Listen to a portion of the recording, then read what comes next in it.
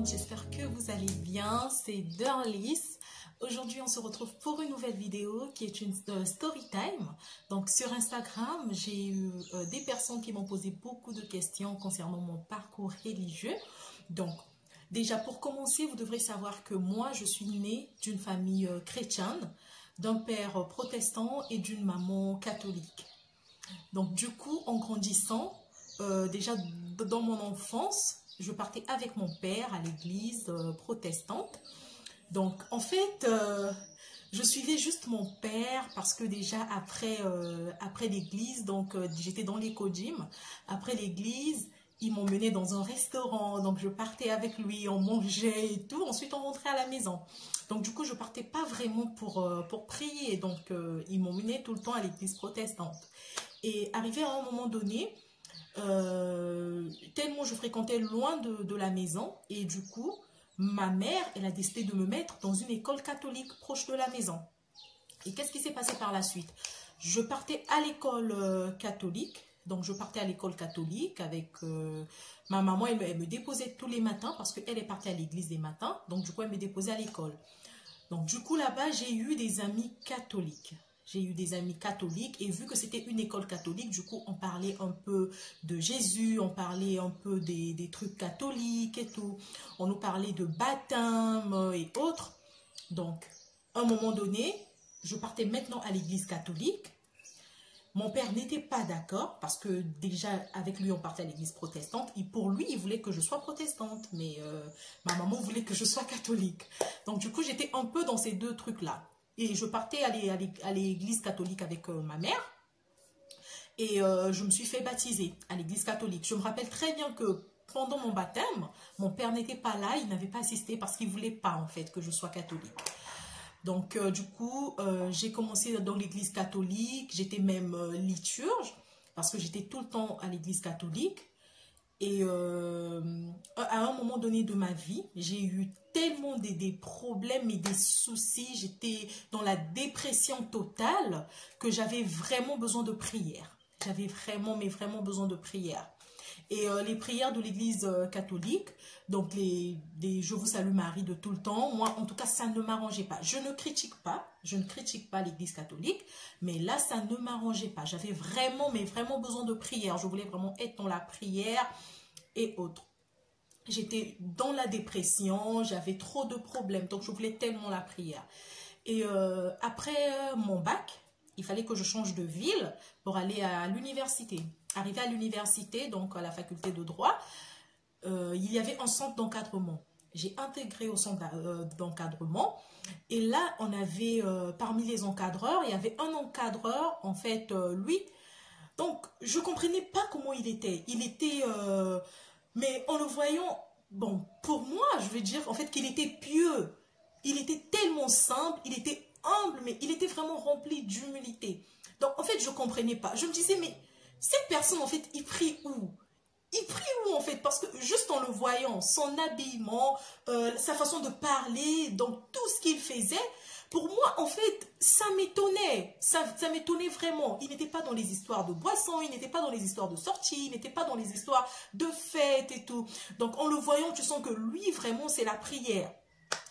Lorsqu'il venait au centre, donc du coup, tout le temps, quand je le voyais, je me disais, mais fin, je dois prier, en fait, je dois lui dire de m'inviter dans son église. Mais je n'avais pas ce courage. Je n'avais pas ce courage. Mais je n'avais vraiment pas ce courage. Mais tout le temps, j'avais toujours mes problèmes, j'avais toujours mes combats, j'avais vraiment besoin de prière. Et un jour, après juste le centre, je l'ai vu et je lui ai posé la question de savoir où est-ce qu'il priait. Il m'a dit que voilà, je prie dans une assemblée chrétienne et il m'a donné l'adresse de l'église. Un dimanche, je suis partie. Ils ont prêché. Mais vraiment, cette prédication, c'est comme si, en fait, ce pasteur, il avait juste parlé pour moi. Donc, ça, c'est ce que je voulais. Du coup, ce jour-là, en tout cas, ça avait changé ma vie. Ça avait changé ma vie. Je m'étais dit que, voilà, c'est là, en fait. C'est là. Donc, le pasteur, ce jour-là, il avait parlé de beaucoup de choses. Et j'étais maintenant active aussi à cette église-là. Je partais tout le temps. Et à un moment donné, ils ont parlé en fait à l'église. Ils ont parlé de ce qui se passe dans l'église catholique. Faut pas adorer en fait les statuettes et tout. Excusez-moi vraiment, mais je ne juge personne. Je ne juge pas l'église catholique. Je ne juge pas. Je dis juste, en fait, c'est mon point de vue. Donc, du coup, ils ont parlé de tout ça. Ça m'a vraiment choquée, ça m'a vraiment fait mal. Je me suis repentie de tout. Je me suis vraiment repentie. Et je me rappelle même que j'étais rentrée dans l'évangélisation. J'étais rentrée dans l'évangélisation.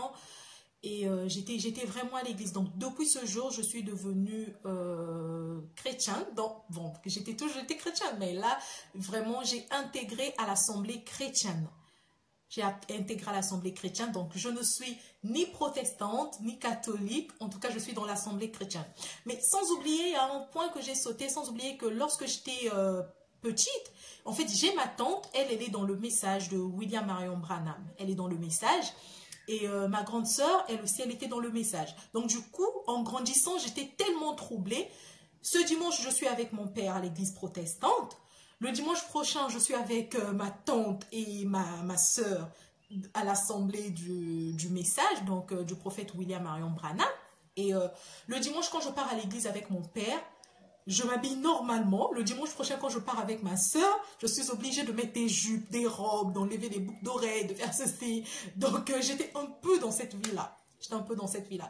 Jusqu'à ce que quand j'ai grandi, et là, j'ai fait mon choix. J'ai fait mon choix. Je suis maintenant dans l'assemblée chrétienne. Donc, là, tout ce qui m'intéresse, c'est Jésus. Tout ce qui m'intéresse, c'est Jésus, pas l'église catholique, pas l'église protestante, pas je ne sais pas où, mais tout ce qui m'intéresse, c'est Jésus. Donc là, je suis chrétienne de l'Assemblée chrétienne. Donc pour toutes les personnes qui m'ont posé des questions concernant mon parcours, je pense que là, vous avez eu une réponse. Je pense que là, vous avez eu une réponse.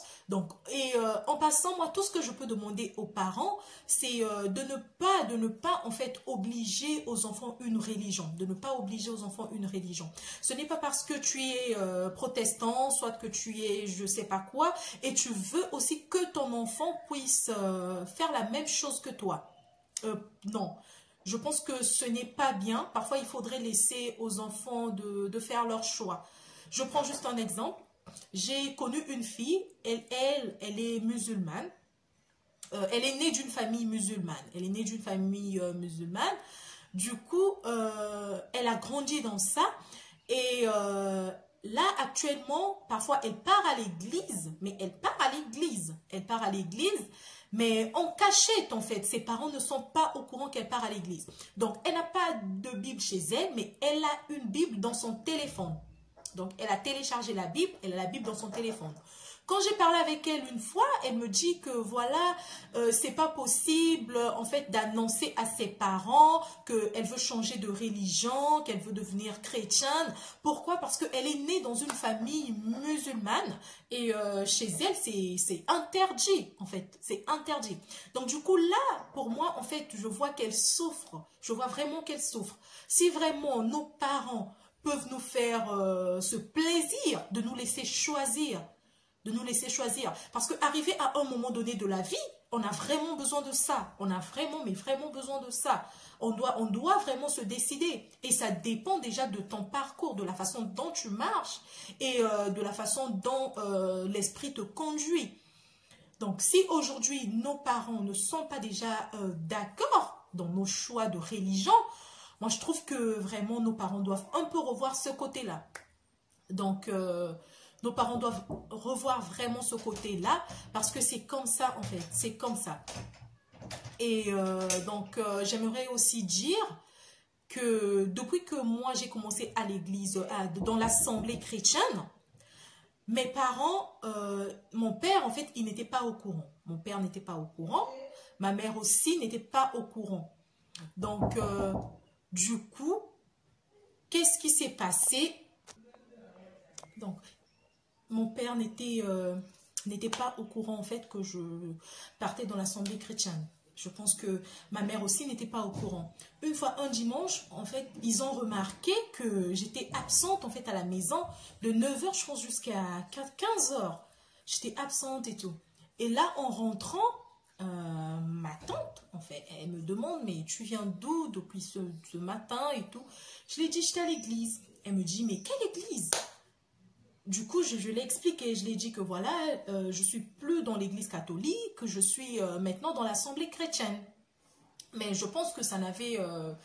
bon, déjà, sa réaction, la façon dont elle avait réagi, la façon dont elle avait parlé, j'avais su qu'en fait, elle n'était pas contente. J'avais su qu'elle n'était pas contente. Donc, du coup, parfois, à l'église, on avait des séminaires. On avait des séminaires et du coup... je partais, mais je ne finissais pas le culte parce que je sais que le séminaire, par exemple, commence à 17 h. Si ça finit à 21 h, et moi, quand je vais rentrer, on va me poser la question, tu étais où? Du coup, quand je dirais que j'étais à l'église et tout.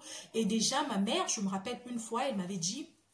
Voilà, l'assemblée chrétienne, ça sépare les familles parce qu'on vous dit que voilà, ta maman elle est comme ça, ton père est comme ça, ta famille est comme ça, il faudrait marcher comme ça.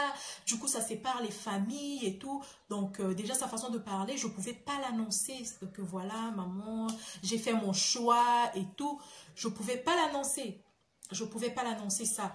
Mais dans tous les cas, je n'avais pas le choix. Il fallait bien que mes parents sachent que voilà, notre fille, elle a fait son choix et tout. Et du coup, mon père, j'étais obligée de lui dire, et je lui ai dit, je l'ai fait asseoir, je lui ai dit que voilà, actuellement, je suis dans le ministère chrétien.